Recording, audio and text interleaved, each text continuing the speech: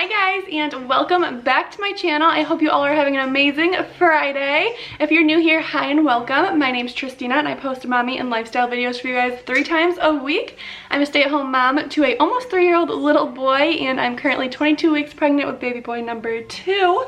I love all things to do with home decor, mommy and wife life, cooking. I do cleaning videos, everything like that. So if that sounds like something you'd be interested in, it would mean the world to me if you'd press that subscribe button and become part of my little YouTube family here. Today I'm really excited because I'm going to be doing a what's for dinner with you guys. I haven't done one of these in a long time, but my son started a little sports class for the first time this fall, and it's on Tuesdays at 6 o'clock.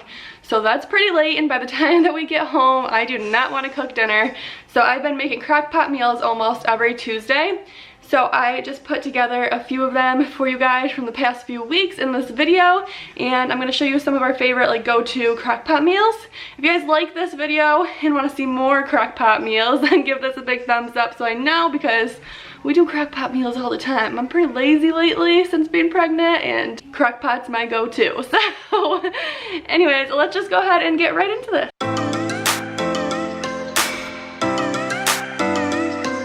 So to start off, I'm going to be sharing with you guys my favorite beef stew recipe. I'm actually going to be making mine venison stew, but obviously do as you please. So I am just going to go ahead and start off by chopping up some red potatoes. I do probably about half the bag, and I just cut the bigger ones up so that way they cook down easier and just don't take up as much room in the crock pot.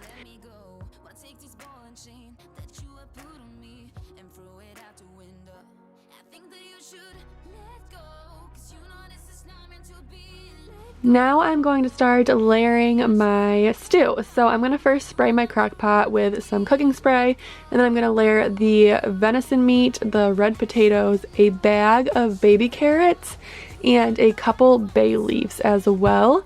And then in a separate bowl, I am going to mix together 2 cans of cream of mushroom, a packet of the dry onion Lipton soup mix, a can of tomato sauce, and also a bag of frozen peas. I'm just going to mix this all together and pour it right over my stew. And at that point, the stew is done. I'm just going to cover it and put it on low for about 6 to 8 hours. I've never cooked it on high before. I've only done low. But I also just wanted to show you guys real quick of these rolls. So I've been getting these rolls forever from the grocery store, and I just wanted to show them to you guys because they are seriously like the best frozen rolls ever. And they're so easy.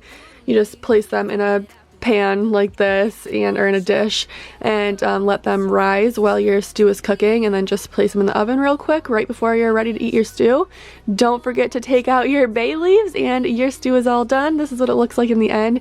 Seriously, so good, you guys, and my favorite fall winter-ish meal.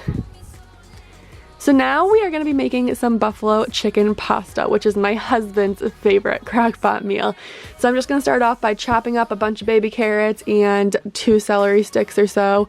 Now if I had the time, I would place these and also a white onion I would chop up in some butter on a pan and cook them up a little bit there before placing them in the crock pot. But honestly, I've been so lazy lately, like I said. So anyways, so I am just placing 2 to 3 chicken breasts in my crock pot, a can of cream of chicken, my chopped up carrots and celery. Seriously guys, it is so much better when I cook it in the butter, just like a PSA. A 8-ounce thing of cream cheese that I just cut up into little blocks, hot sauce, which this definitely is just based on your tasting, so I add some in while it's cooking, and then afterwards I'll taste it and add more. And typically I would add a half a packet of the dry ranch seasoning mix, but I didn't have any, so I just put in regular ranch. And a thing of chicken broth. I end up using the whole entire thing of the big chicken broth thing. Anyways, you just go ahead and cook that on about 6 hours on low, 4 hours on high, and then when you get home and you're ready to put in your noodles, first you're going to shred your chicken. I just go ahead and do it with 2 forks, but do what you want to do. And then I add in my pasta. You guys, I don't know what it is about this campanelle pasta. I don't even know if I'm saying that right, but it is so good in this. 100% recommend getting this pasta if you're making this. I don't know, it's just like the way it soaks up the juices and stuff. It's so good. You're just gonna add that to your crock pot along with some cheese. I just do whatever I have on hand. I did some Mexican style and some mozzarella. And again, this is just kind of based on your preference. And then I'll cover it and cook it for about 20 more minutes or so until the pasta's cooked.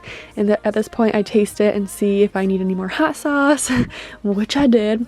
And that is literally it, you guys. Then I just top it with some hot sauce and ranch in the bowl. So good. This is Floyd's favorite meal.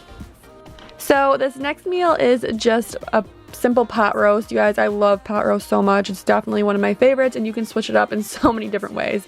But for this one, I'm just taking a 2-pound chuck roast, seasoning it with salt and pepper on both sides, and then cutting it up so it fits in the crock pot better.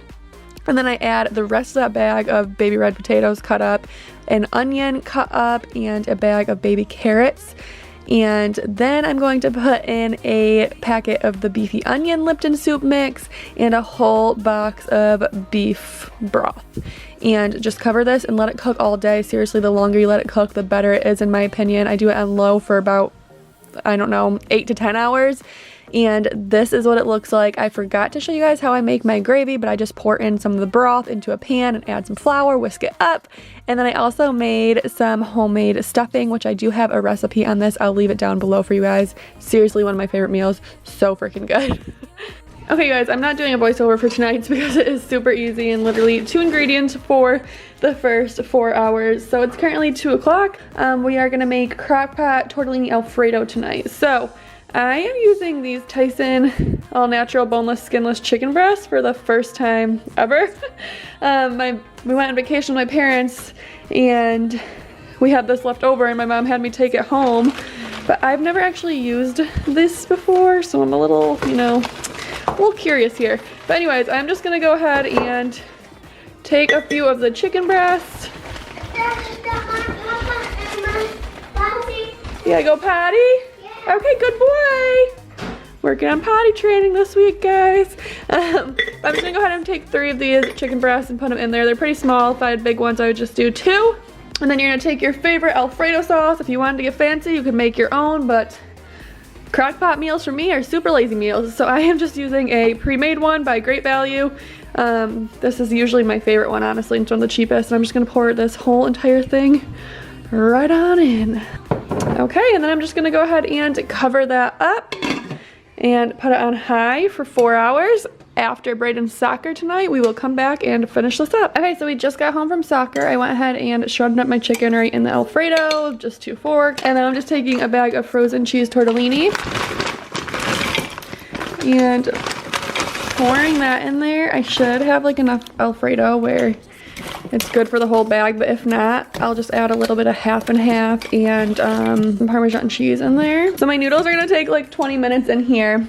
So on the side, I'm going to cook some broccoli because I have picky boys in this house. But I just have a bag of frozen broccoli and I'm gonna put some olive oil on there and just some garlic powder and minced garlic because all of the garlic. I'm gonna roast this, and when it comes out, I'll put some Parmesan cheese on it. And this is what it looks like when it's all served up. Again, super simple and super yummy. And that is all I have for you guys today. I did actually have another recipe that I planned on filming, and then our power went out that night, and unfortunately the food went to waste, so I didn't get to finish it for you guys. Hopefully I'll be able to show that one in another video. Like I said, if you enjoyed these, please give it a big thumbs up so I know that you like it. Press that subscribe button to become part of my little YouTube family I have here, and thank you guys so much for watching. I will see you in my next video. Bye!